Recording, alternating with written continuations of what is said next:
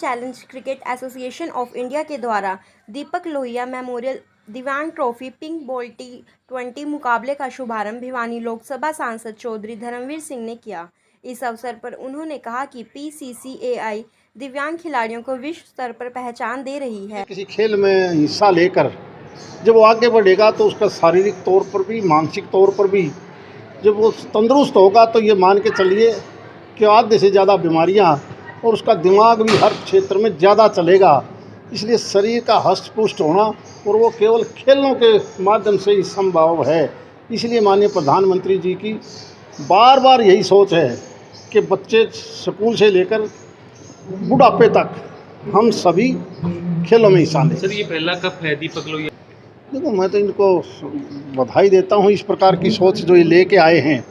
लोगों पर तो बहुतों पर होगा, वो बहुत लोग सामर्थ्य भी हैं, पैसे वाले भी हैं, लेकिन इस प्रकार की सोच शायद कोई इंसान करता है।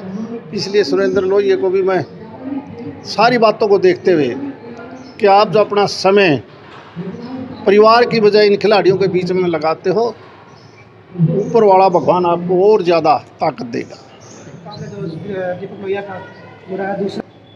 सबसे पहले तो मैं आप सब मीडिया साथियों का बहुत आभारी हूँ जिन्होंने इतना इस टूर्नामेंट को सक्सेस कर दिया और दीपक लोहिया का नाम पूरा भिवानी में ही नहीं पूरे राज्य में और देश के सभी राज्यों में जो लाइव मैच हो रहा है उसके द्वारा जा रहा है।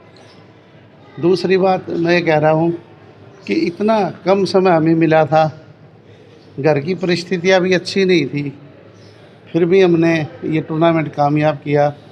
सभी का, जितने भी मेरे साथी हैं, सभी का मैं आभारी हूँ। किस प्रकार का योगदान दीपक लोहिया का जो दिव्यांग क्रिकेट जगत में है? दीपक लोहिया 2019 में इंग्लैंड वर्ल्ड कप की टीम लेके गए थे और कई मौक़ों पे उन्होंने, जब टीम डगमगा रही थी, ख़ास तौर से फाइनल मैच में हमारे 175 रन थे और 10 ओवर में इंग्लैंड का कोई खिलाड़ी आउट नहीं था। उस टाइम कुछ सुझाव हमने भेजे दीपक ने, हमारा कोई हाथ नहीं है, सिर्फ दीपक की ही सोच थी कि सन्नी गोयत को बॉलिंग के लिए लाया जाए, क्योंकि 10 ओवर तक सन्नी गोयत ने एक भी ओवर नहीं किया था, जबकि उसको मेन ऑलराउंडर में रखा गया था टीम में। उसने पहले ही ओवर में 3 विकेट निकाल करके इंग्लैंड की हालत खस्ता कर दी और हम वर्ल्ड कप जीत गए। आम आदमी पार्टी के कार्यकर्ता व मजदूरों ने इकट्ठे होकर लघु सचिवालय में उपायुक्त को मुख्यमंत्री के नाम सौंपा ज्ञापन। आम आदमी पार्टी के नेता ने कहा कि उनकी मांगे हैं कि कन्यादान राशि, छात्रवृत्ति बहाल की जाए, मृत्यु सहायता मिले। 3 साल तक कन्यादान राशि नहीं मिली। इन सब समस्याओं का सरकार जल्दी समाधान करे।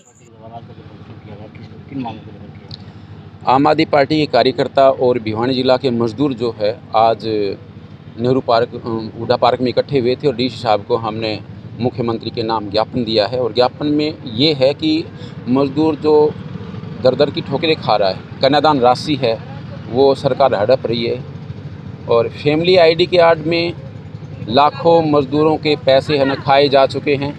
तो हमारी मांग है कि कन्यादान राशि जल्द से जल्द बहाल की जाए, छात्रवृत्ति बहाल की जाए, जो मजदूर जिनकी मृत्यु हो चुकी है उनकी मृत्यु सहायता मिली जाए। सरकार एक तरफ तो वादे करती है, दावे करती है कि हम कन्यादान राशि 3 दिन पहले देते हैं, लेकिन 3-3 साल तक है यहाँ पे आए हुए हैं लोग, 3-3 साल तक कन्यादान राशि नहीं मिल रही। बहुत बुरा हाल है।